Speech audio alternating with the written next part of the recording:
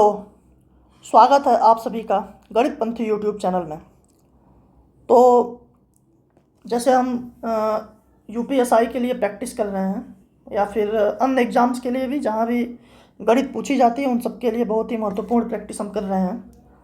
और मैंने अभी आज के लिए बोला था फैक्टर पढ़ाने के लिए, number of factors, even factors, odd factors, ये सारी चीज़ें पढ़ाने के लिए। मिक्सचर के लिए मैंने बोल रखा है और ट्रेन के ऊपर कुछ क्वेश्चंस करवाने के लिए बोल रखा है। लेकिन इसी बीच मुझे कुछ क्वेश्चंस मिल गए प्रोबेबिलिटी से, कुछ इससे नंबर सिस्टम से, कुछ और भी 10-11 कुछ क्वेश्चंस मुझे डाउट्स आए लोगों के। तो मैं उसको सोचा कंपाइल करके एक क्लास लगा देता हूँ। फैक्टर नेक्स्ट क्लास में कर लेंगे हम। तो शुरू करते हैं। देखिए, जब आप 100 से 1000 तक गिनती करते हैं तो अंक 3 कितनी बार आता है। देखिए, ये सब कई चीज़ें याद आप कर सकते हैं, लेकिन मैं कैलकुलेट करके भी बताऊंगा कैसे आप आसानी से कैलकुलेट कर पाओगे। समझना आप मेरी बात को बस। क्या बोल रहा है? 100 से 1000 तक, 100 से 1000 तक बोल रहा है 3 कितनी बार आता है। आप बस इतना देखो, मैं जो बता रहा हूँ आपको, मतलब 100 से लेकर के 199 तक आप सोचो। यहाँ पे 100 से लेके 199 तक यहाँ पे 1 जो है वो फिक्स है, तो यहाँ पे 3 आने की कोई संभावना नहीं बनेगी। ठीक है। अब यहाँ पे देखिए, आप वो 30 से लेकर के ना 130 से लेकर के 139 वाली सीरीज पे टेंशन लेना छोड़ दो, नहीं लेना है। बस आप ये देखो, दहाई पे 3 कहाँ कहाँ आएगा। दहाई पे 3 आने के लिए केवल एक ही जगह पे है, जो 130 से 139 में 3 से लेकर के 39, मतलब 30 से लेकर 39 तक में 10 बार ये जो है 3 इस मतलब दहाई पे 10 बार आएगा। और यहाँ पे अब देखो, यहाँ पे क्या 3 कितनी बार देखो, 3, 13, 23, 33, 43, 53, 63, 73, 83, 93, 3, 3, 6, 3, 9, 1, 10, यहाँ पर भी 10 बार आएगा। ठीक है। अब मैं समझाना क्या चाहता हूँ, आप ये देख लो ना, 1 से लेकर के मतलब 101 से लेकर के या फिर 100 से लेकर के 199 तक में 20 बार 3 आया है। ठीक है। अब क्या होगा, अगर ये 100 से 199 तक है तो बस ये प्लेस बदलता रहेगा, बाकी ये दोनों प्लेस 200 से 299, 300 से 399 हर जगह सेम चलेगा। तो कितनी बार हो जाएगा, 100 वाले सीरीज़ में, 200 वाले सीरीज़ में, 300 वाले सीरीज़ में, 400 वाले सीरीज़ में, 500 वाले सीरीज़ में, मतलब 1 से लेकर 900 तक की सीरीज़ में ये आंकड़ा ऐसे चलता रहेगा। 20 20 20 20 आते रहेंगे, तो 20 गुणे 9, 180 तो ये आ जाएगा। लेकिन अब बीच में जो 300 वाली सीरीज आएगी, 300 वाली सीरीज में अब आप ध्यान दीजिए, ये दोनों आप यहाँ गिन चुके हैं, बस आपको 3 देखना है। तो 299 के बाद 300 से लेके 399 तक 3 कितनी बार आ जाएगा, 100 बार आ जाएगा। यानी कि इसमें 100 और ऐड कर दीजिए, 280 बार। आप मेरी बात समझ रहे होंगे मैं अभी तक क्या बताया। मैं बस ये बोल रहा हूँ 100 से लेकर के 199 तक में ये वाला डिजिट फिक्स है, सैकड़ा जो 100 डिजिट है वो फिक्स है, सैकड़ा फिक्स है। लेकिन दहाई वाले पे अगर आप देखेंगे तो 30 वाली सीरीज में केवल जो 130 से लेकर 139 तक होगा 10 बार 3 आ जाएगा। और अब दहाई भी छोड़ दीजिए, अब आप केवल इकाई में आएंगे तो 3, 13, 23, 33, 43, 53, 63, 73, 93 और कितना हुआ, 3, 13, 23, 33, 43, 53, 63, 73, 83 और 93, 10 बार आ गया यहाँ पर भी इकाई पे, तो 20 बार। ये चीज़ पूरे 100 से लेकर के 199 तक में 100 वाली सीरीज में, 200 वाली सीरीज में, 300 वाली सीरीज में, 400 वाली में, 500, 600, 700, 800, 900, मतलब 1 to 900, 100 to 900 की सीरीज में 9 बार ये चीज़ रिपीट करेगी 20-20 करके, तो 180 आपको पता है।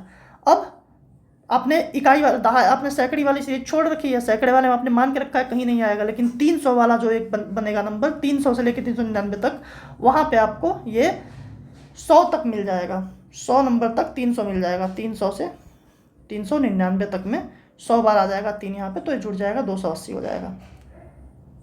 मतलब अगर ये चीज़ सेम हम आपको 2 के लिए बोलें, पूछ ले अगर 2 कितनी बार आएगा 100 से लेकर के 1000 तक, तो फिर आप वही करोगे क्या, यहाँ पे आप फिक्स कर दो पहले मैं एक से बस पहले ऐसे आप जोड़ लीजिए 100 से लेकर के जो 199 तक, ये चीज़ हर जगह वही फॉलो करेगा।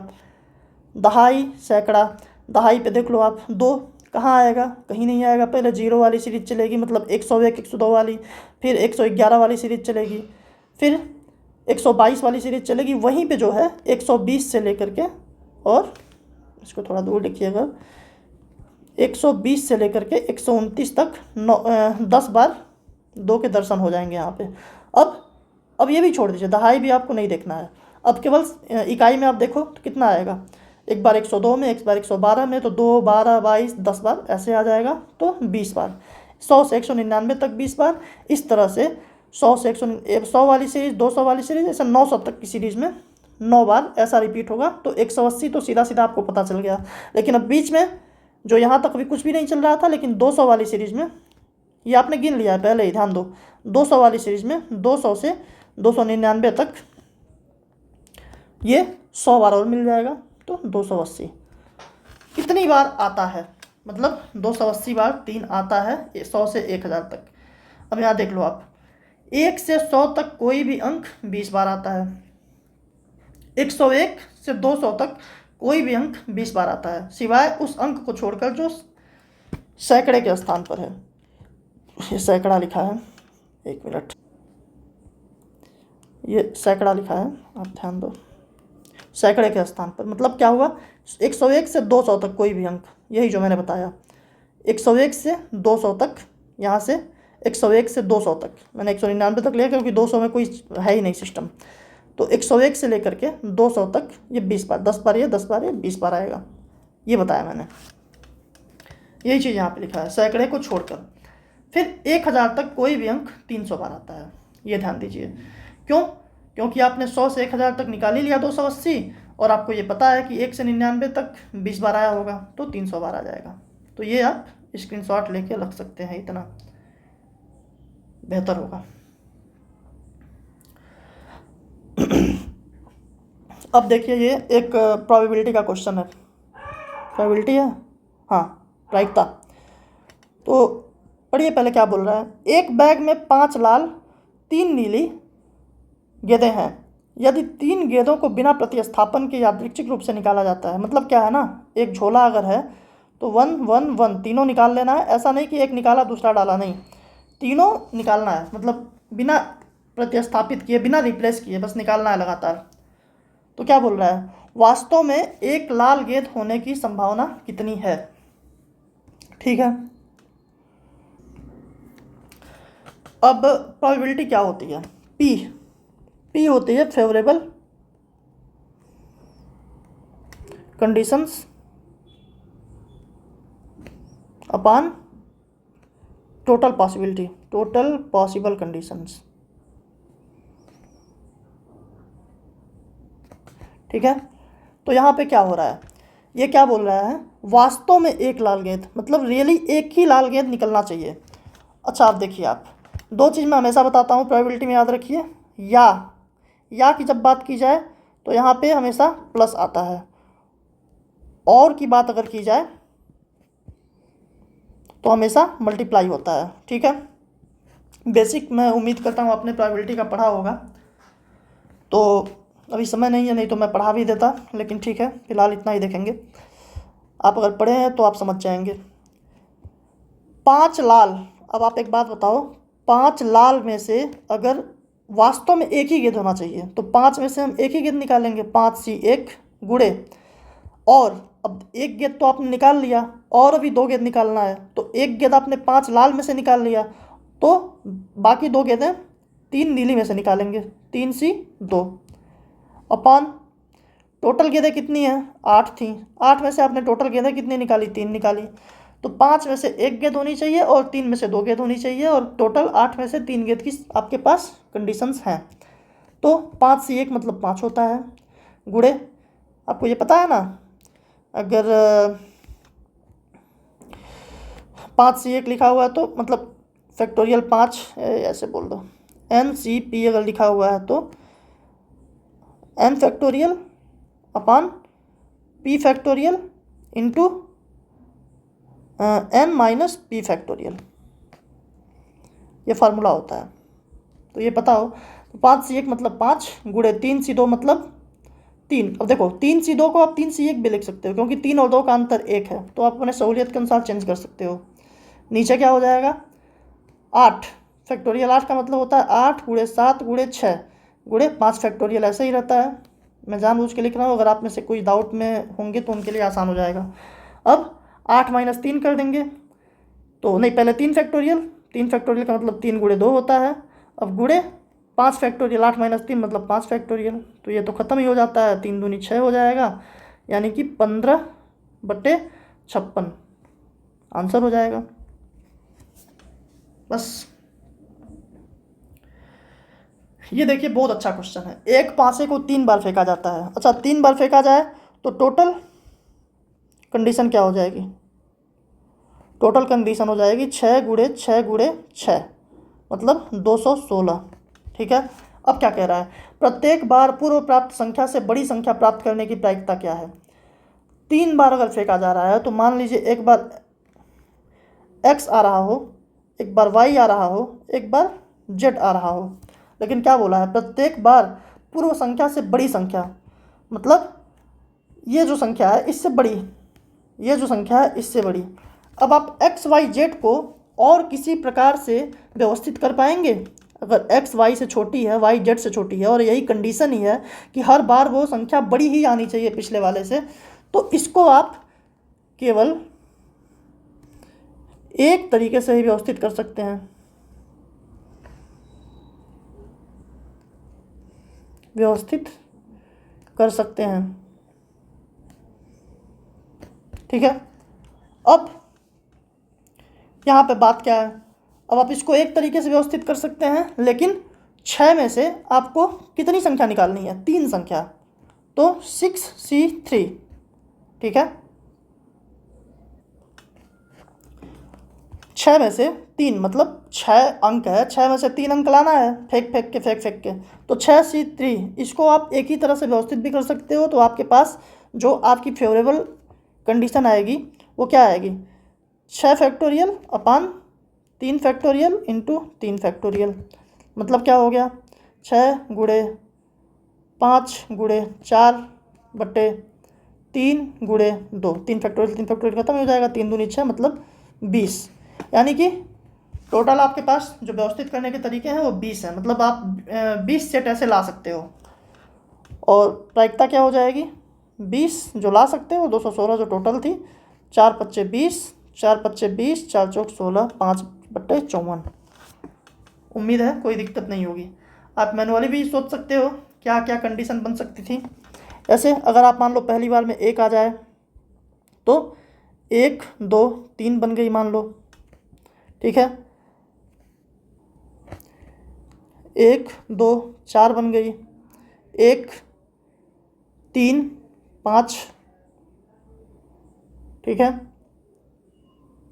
नहीं अभी 2 ही रखो, 1 2 5 1 2 6, इतना बन गया मान लो। फिर आप 1 के साथ देखोगे, 3 आ जाए अगर तो यहाँ पे 4 आ सकता है, 1 के बाद 3 आ जाए अगर तो यहाँ पे 5 आ सकता है, 1 के बाद 3 आ जाए अगर तो यहाँ पे 6 आ सकता है, 1 के बाद 4 आ जाए अगर तो यहाँ 5 आ सकता है, 1 के बाद 4 आ जाए अगर तो यहाँ पे 5 आ सकता है, 1 के बाद 5 आ जाए अगर तो यहाँ पे 6 आ सकता है। ठीक है, इतनी कंडीशन बन सकती है 1 के साथ। अब 2 के साथ, 2 के साथ यहाँ 3 आ जाए तो यहाँ पे 4 आ सकता है, 2 के साथ 3 आ जाए तो यहाँ पे 5 आ सकता है, 2 के साथ 3 आ जाए तो यहाँ पे 6 आ सकता है, 2 के साथ 4 आ जाए तो यहाँ पे 5 आ सकता है, 2 के साथ 5 आ जाए तो यहाँ पे 6 आ सकता है। अब 3 के साथ 4 आ जाए तो यहाँ 5 आ सकता है, 3 के साथ 5 आ जाए तो यहाँ पे 6 आ सकता है। अब 4 के साथ 5 आ जाए तो 6 आ सकता है। बस यहाँ पे 4 3 2 1, 3 2 2 4 5 2 5 6, सॉरी यहाँ पे एक और था ना 2, अरे यहाँ गड़बड़ हो गया था, 2 4 2 5 6, अरे देखो ये 2 3 3 तो हो गया है, सॉरी, 2 4 5 ही है और 2 4 6 ही है ना। ठीक है, एक और बनता ना यहाँ पे, एक और बन जाता 2 के साथ। अभी इसको हटा के देखते हैं। एक और क्या बनता 2 के साथ, 2 5 और 6 बनता। ठीक है, तो यहाँ पे 2 हो गए, यहाँ पे 1 हो गया, यहाँ पे 2 हो गया, यहाँ पे 1 हो गया। 4 3 7 2 9 1 10 3 13 2 15 1 16 2 18 1 19। कुछ और मिस हो रहा है, 3 4 5 3 5 6 4 5 6 4 3 7 2 9 1 10 2 3 4 2 3 5 2 3 6 2 4 5 2 4 6 2 5 6। अच्छा यहाँ पे देखो 3 4 5 था ना, 3 4 6 था यहाँ पे। अरे कितना गड़बड़ हो रहा है। फिर एक और बनता ना 3 के साथ, 5 के साथ बनता 6, तब जाके यहाँ पे 4 और 5 और 6 का बनता। तो यहाँ पे एक ये अब हो गया 20। ज़रूरत नहीं है, जस्ट कर दिया। बाकी आप इसको ही देख लो, 6 में से 3 को ही आपको चुनना था और इन तीनों का एक ही कंडीशन था, तो एक ही तरह से व्यवस्थित हो सकते थे। तो आपके पास फेवरेबल कंडीशन 6 में से कोई 3 लेना था, 20 बनता बस। ठीक है, हाँ अब ये देखिए ये क्वेश्चन, 4 जोड़ी जूते और 6 जोड़ी सैंडल में से 5 जोड़ी फुटवियर चुने जाते हैं। यह कितने तरीकों से किया जा सकता है यदि इनमें कम से कम 3 जोड़ी जूते होने चाहिए।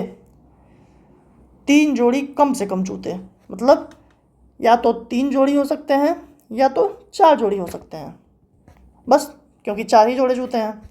ठीक है, पहले केस में हम मान लेते हैं 3 जोड़ी जूते होंगे, तो हम क्या कहेंगे, 4 जोड़ी जूते हैं, 4 में से 3 जोड़ी जूते ही ले लेने हैं। अभी कितने जूते हमारे पास हुए, कितने जोड़ी, 3, मतलब 3 जोड़ी हमारे पास फुटवियर हुए, हमें चाहिए 5 जोड़ी। तो 4 में से 3 ये ले लिए, और का मतलब क्या होता है, और का मतलब कूड़ा।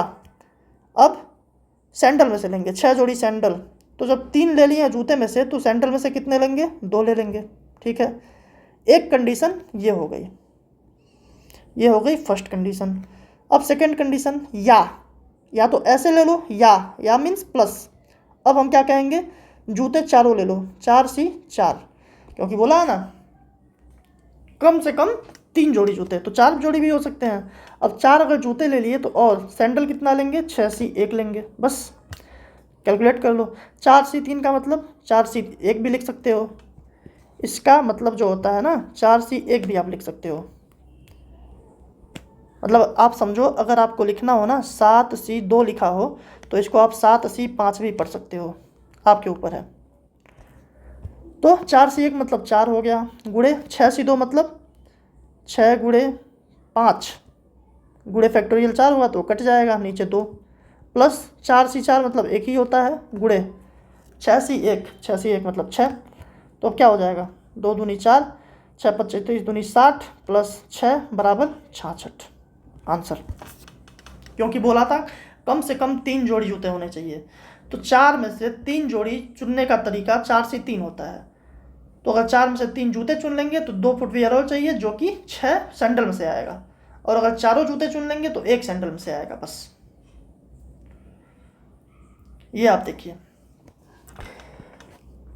हाँ, अब इसको आप समझो, 90 मोजों का क्रय मूल्य x मोजों के विक्रय मूल्य के समान है, 50% का लाभ होता है तो 50% का लाभ। अब आप एक चीज़ सोचो, प्राइस 50% लाभ के लिए 2 से 3 हो जानी चाहिए। ठीक है, तो क्वांटिटी कितनी हो जाएगी, 3 से 2 हो जाएगी। 3 मतलब 90 मोजे थे, 2 मतलब 60 मोजे बस।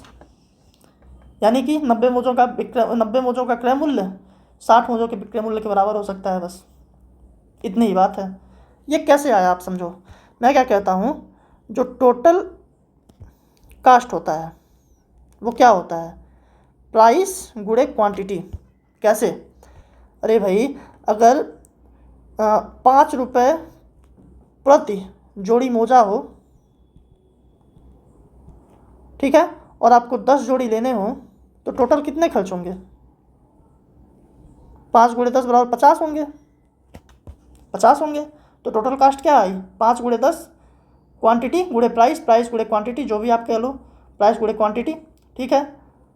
तो अब एक को अगर यहाँ पे एक को अगर बढ़ाओगे तो दूसरा घट जाएगा, इसको अगर घटाओगे दूसरा बढ़ जाएगा।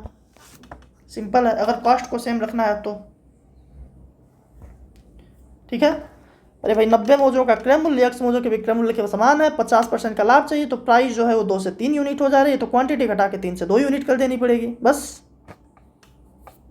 क्योंकि यहाँ पे देखो क्रय मूल्य और विक्रय मूल्य को समान बोल रहा है ना, तो क्रय मूल्य अगर विक्रय मूल्य मतलब खर्चा समान करना चाहता है, जब खर्चा समान करना चाहता है तो मौजे घट जाएंगे।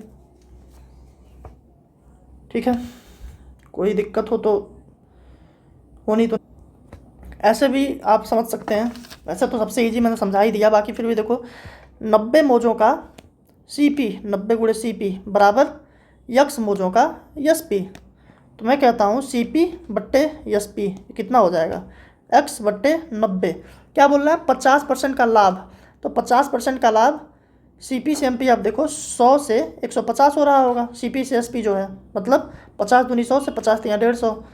3 की वैल्यू अगर 90 है तो 2 की वैल्यू 60, खत्म। x की वैल्यू 60 आ गई। कैसे भी कर लो, बहुत ही इजी क्वेश्चन है। A 7 में से 5 बार सच बोलता है। अब यहाँ पे आप समझिए, 7 में से 5 बार अगर कोई सच बोल रहा है, एक आप देखो अगर ट्रुथ 5 बार बोल रहा है 7 में से, फॉल्स कितना बोलेगा? 2 बार बोलेगा 7 में से। B ट्रुथ कितना बोलेगा? 9 में से 8 बार सच बोलता है, 9 में से 8 बार सच बोलता है, सॉरी 8/9। झूठ कितना बोलेगा? 1 बार बोलेगा 9 में से। ठीक है। क्या बोल रहा है?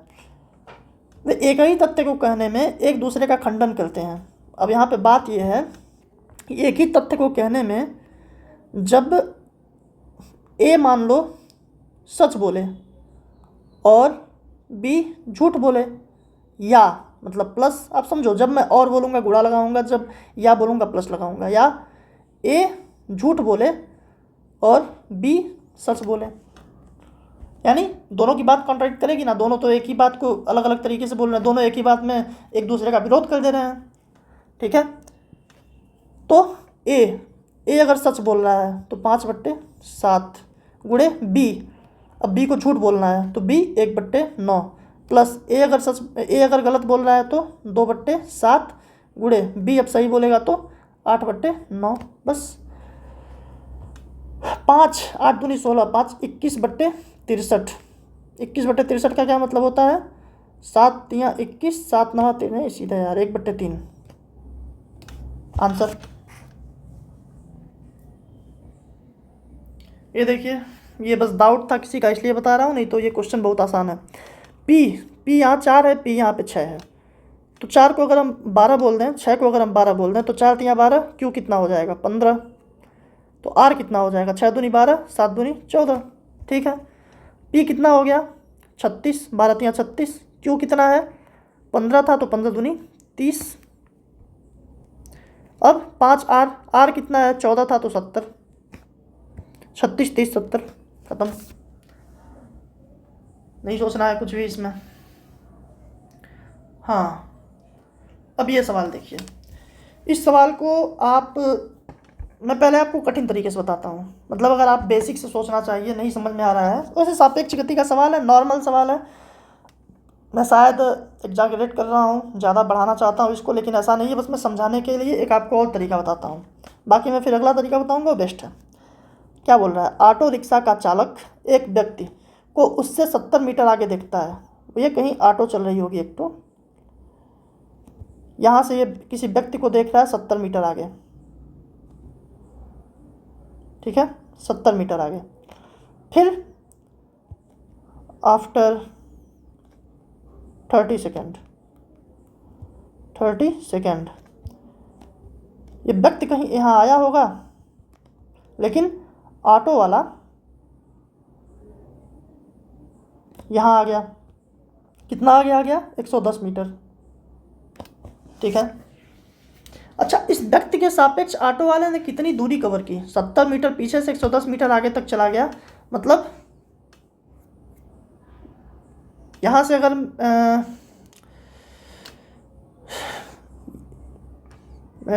ये दूसरा तरीका आपको मैं समझा दूंगा, पहले मैं जो बता रहा हूँ वो दूसरा था। बात ये है, मैं क्या कह रहा हूँ, ऑटो रिक्शा की गति 28 किलोमीटर प्रति घंटा है।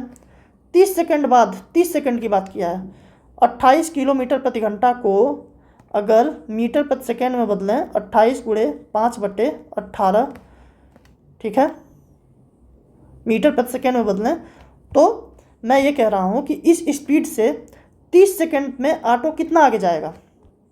तो ये हो गया आपका स्पीड, ठीक है।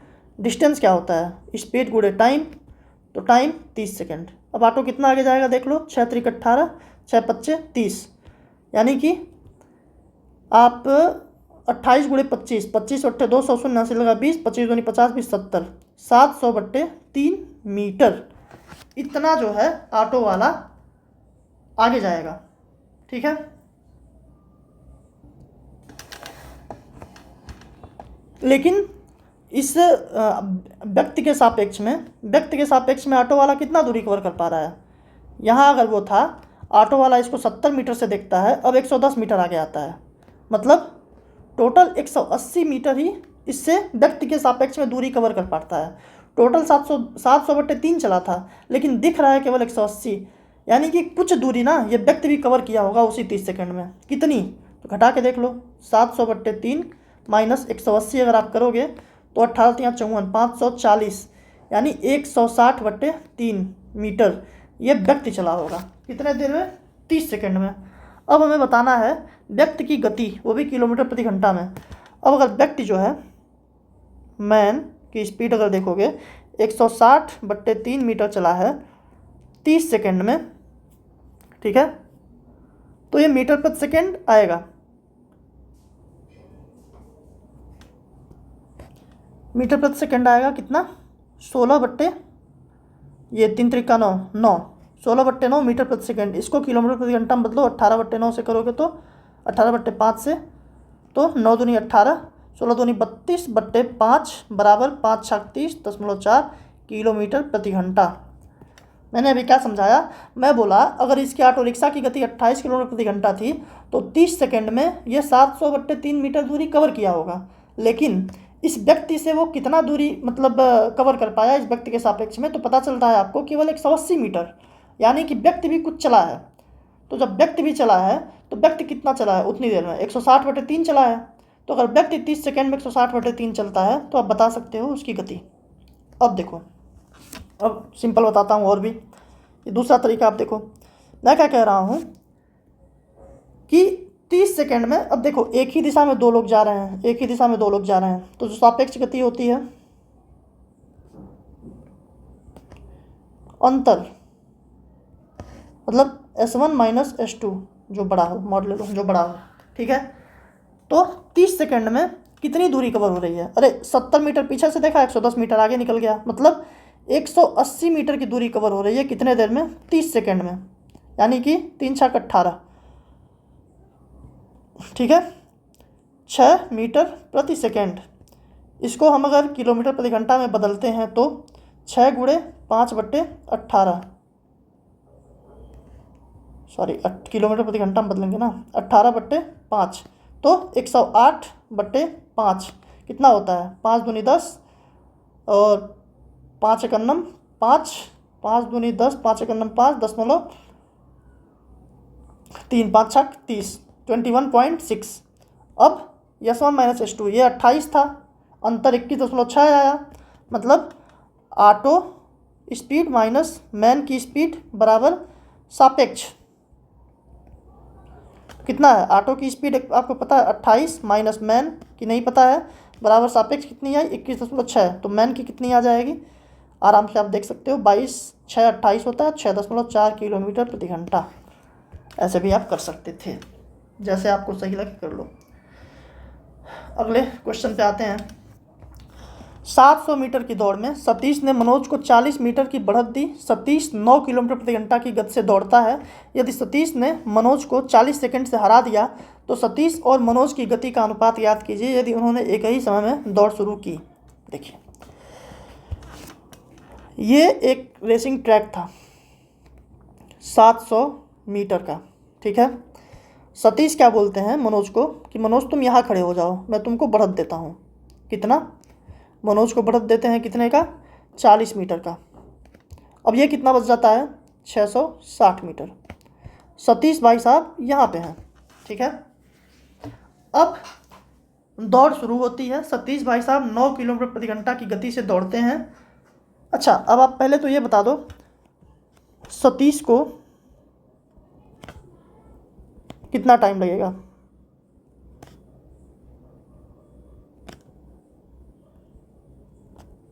तो आप कहोगे कि 700 मीटर की दौड़ है, 700 मीटर की दौड़ है और सतीश क्या है?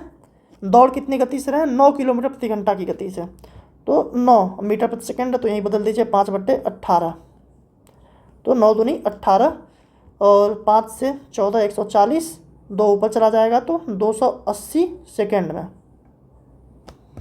सतीश भाई साहब 280 सेकंड में ये पार कर लेते हैं, मतलब यहाँ तक आ गए 280 सेकंड में, ठीक है। अब क्या कह रहा है? सतीश को यहाँ तक पहुँचने में कितने समय लगा है? 280 सेकंड। बोल क्या रहा है? सतीश ने मनोज को 40 सेकंड से हरा दिया। मनोज भाई साहब अभी भी दौड़ते दौड़ते कहीं यहाँ पे पहुँचे हैं। यहाँ से इनको यहाँ तक जाने के लिए ना 40 सेकंड और चाहिए। आप समझो, मनोज 280 सेकंड में यहाँ पहुँच गए हैं, सॉरी सतीश यहाँ पहुँच गए हैं, मनोज जो है यहाँ से 280 सेकंड में ही यहीं पहुँच पाए हैं। तो मनोज को पूरा 660 मीटर चलने के लिए कितनी दूरी लग रही है? ये टोटल 660 है ना, ये टोटल 660 जो दूरी है, मनोज को पूरा चलने में कितना लग रहा है? मनोज को 660 मीटर में कितना लग गया? 280 और 40 320 सेकेंड लग गया। 660 मीटर में 320 सेकेंड लग गया। तो मनोज की गति, ठीक है, मनोज की गति क्या होगी? मनोज की स्पीड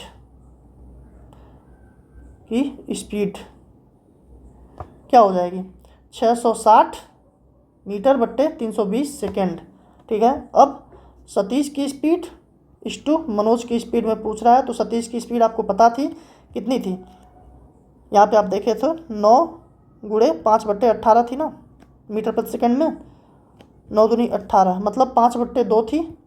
और मनोज की स्पीड क्या है? 600, मतलब यहाँ से आप काट लो 66/32 फिर काट लो 2 से 16 33 और 2 अट्ठे 16 मतलब 40 संबंधित 33। समझ में आया होगा आपको मैंने क्या बताया? 40 मीटर की इनको छूट दी है, इनको दौड़ना है 660 मीटर। सतीश की स्पीड 9 किलोमीटर प्रति घंटा है, तो ये 700 मीटर पूरी करने में 280 सेकंड लेंगे। 280 सेकंड में यहाँ से यहाँ आ गए, लेकिन मनोज को अभी भी 40 सेकंड और चाहिए, मतलब मनोज 280 सेकंड में कहीं यहाँ पे आए हैं। 40 सेकंड और दौड़ेंगे तब यहाँ पहुँचेंगे, यानी कि मनोज को ये 660 मीटर चलने में 320 सेकंड का समय चाहिए।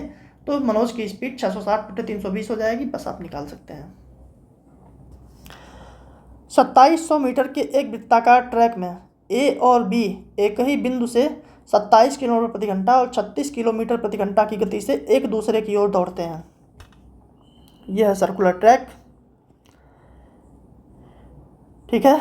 क्या बोल रहा है? एक ही बिंदु से, यहाँ पे जा रहे होंगे कहीं ए दौड़ते हुए और यहाँ पे जा रहे होंगे कहीं बी दौड़ते हुए। इन दोनों लोगों को एक दूसरे से मिलने के लिए कितनी दूरी तय करनी है?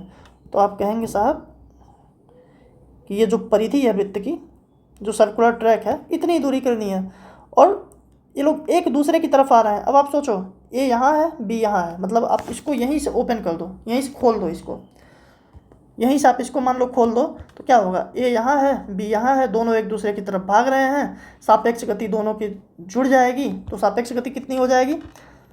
देखो टोटल डिस्टेंस कितनी कवर करेंगे? सर्कुलर ट्रैक की जो दूरी है 2700 मीटर है और दोनों की गति 27 और 36 मिलकर 9 त्रिक 27 9 चौक 36, तो आप कर सकते 9 सत्ते 63 63 किलोमीटर प्रति घंटा, मीटर प्रति सेकेंड में बदल लीजिए, 5/18 कर लीजिए तो कितना हो जाएगा, 9 सत्ते 63, 9 दूनी 18। ठीक है, अब 5 पचे 25, 2 5 चौक 20, मतलब 1080/7। ठीक है, ये क्या हो गया, ये आपका आ गया सेकेंड। टाइम निकाल रहे हो आप ना, टाइम बराबर होता है दूरी बट्टे चाल, तो ये आ गया आपका सेकेंड। इसको मिनट में बदलना है तो 60 सेकेंड से आप गुणा कर दीजिए बस।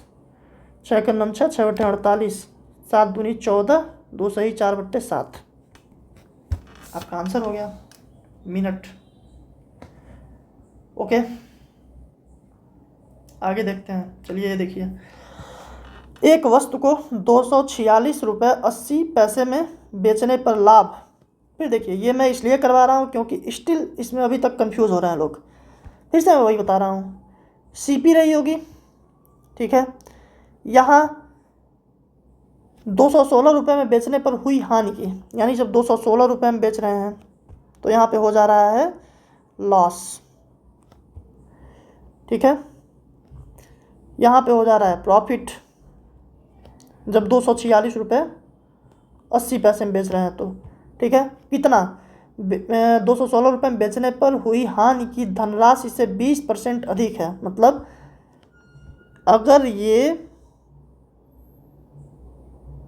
बेचने पर लाभ, हाँ, अगर ये 100 था तो ये इससे 20% अधिक लाभ हो रहा था, इसको 120 हो रहा था बस। मतलब आप इसको ऐसे भी कह सकते हो, 20 पच्चे 100, 20 छक्का 120। ठीक है, अंतर देखो, 6 5 11, 11 की वैल्यू कितनी है, इन दोनों का अंतर ले लो। 46 में से 16 निकल गया, मतलब 8 तो ऐसे ही रहेगा। 6 में से 6 गया 0, 4 में से 1 गया 3, और 2 में से 2 गया 0। ठीक है, 30.8। अब 1 की वैल्यू 11 दूनी 22, 11/88, 2.8। तो आपको क्या पूछा है, बेचा जाता है तो लाभ या हानि प्रतिशत क्या है। ठीक है, मतलब 220 रुपये में बेचने पर पूछ रहा है ना। तो आप पहले तो ये देख लो कि सीपी कितना है। 1 की वैल्यू 2.8 है, तो 5 की वैल्यू 28 बच्चे 140 होता है, तो 14 हो जाएगी। ठीक है, यानी कि ये ऐड हो जाएगा, जो लॉस हुआ था उसको आप दे दो तो सीपी बन जाएगा। सीपी कितना हो गया, 230 हो गया। अब ये तो आपको पता चल गया कि नुकसान हो रहा है 220 रुपये 75 पैसे में बेचने पर, लेकिन कितने का, 220 रुपये 75 पैसे में बेचने पर बेचा तो लॉस कितना हुआ, 21,930 9.25 का लॉस हो रहा है। कितने पर, 230 पर, गुणे 100, मतलब 925/230। 5 चौक 20, 5 छक 30, 5 एकन्नम 5, 4, 5/40, 5 पचे 25, 46 185। तो लगभग में निकालना है 46, 4 चौक 16, 6 चौक 24, लगभग 4%। 4 चौक 16, 6 चौक 24, मतलब 184 होता है ना, तो लगभग 4% की हानि हो जाएगी। बस इतना ही तो था, सारे क्वेश्चंस आज आसान ही थे। और ये मैंने जस्ट ऐसे सोचा कि एक प्रैक्टिस के लिए करवा देता हूँ। बाकी फिर मिलते हैं अगली क्लास में कुछ और ज़बरदस्त क्वेश्चंस के साथ। मैं कोशिश कर रहा हूँ कि ऑलमोस्ट सब कुछ टच हो जाए, जो भी मेरे सामने क्वेश्चंस आ रहे हैं, जिस भी चैप्टर से आ रहे हैं। तो आप लोग भी थोड़ा, अगर आप बताएंगे, अपने डाउट शेयर करेंगे, अगर आप ज़्यादा से ज़्यादा कोशिश करेंगे मेरे संज्ञान में चीज़ों को लाने की, तो मैं कुछ और बेहतर कर पाऊँगा। इसलिए रिक्वेस्ट है कि कमेंट सेक्शन में या फिर टेलीग्राम ज्वाइन करके कहीं भी आप अपने डाउट शेयर ज़रूर करिए, ताकि मुझे पता चल पाए कि दिक्कत कहाँ से आ सकती है, और मुझसे अगर कुछ छूट रहा हो तो मैं उसको भी कवर कर पाऊँ। इसलिए थैंक यू। अच्छा, इस क्वेश्चन में एक बात और पूछी जाती है आपसे, जो ये सर्कुलर ट्रैक का था। जैसे ये बोला ना कि ये दोनों कहाँ मिलेंगे, कहीं मिल रहे होंगे सब, यहाँ मिल सकते हैं, यहाँ मिल सकते हैं, यहाँ मिल सकते हैं, यहाँ कहीं भी मिल सकते हैं। लेकिन आप एक बात बताओ, अगर मैं ये पूछूं कि ये दोनों घूम घाम के फिर से इस पॉइंट पे कहाँ मिलेंगे, मतलब इनिशियल पॉइंट पे मिलने से पहले, अगर ऐसे मैं पूछूं, मिलने से पहले कितने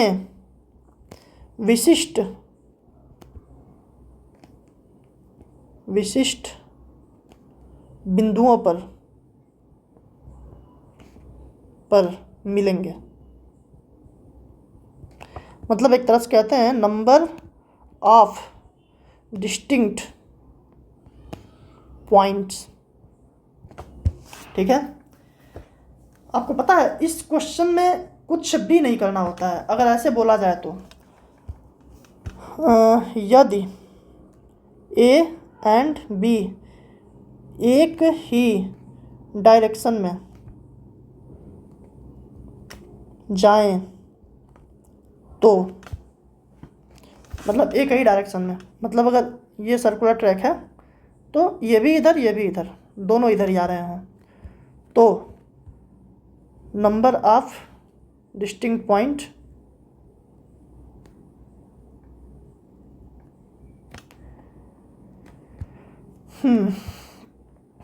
ए की स्पीड का न्यूनतम रेशियो नहीं, ए व बी की स्पीड्स का न्यूनतम रेशियो निकालो और अंतर ले लो। ठीक है, अंतर जैसे ये दोनों है ना, यहाँ तो दोनों एक दूसरे की ओर दौड़ रहे थे, लेकिन अगर यहीं पे मैं इसको बोलता कि ये दोनों एक ही डायरेक्शन में जा रहे हैं, एक 27 किलोमीटर प्रति घंटा की रफ्तार से, एक 36 किलोमीटर प्रति घंटा की रफ्तार से, तो इनका न्यूनतम रेशियो क्या होगा? अगर देखो तो 27 संबंधे 36, 9 त्रिक 27, 9 चौक 36, ये न्यूनतम है।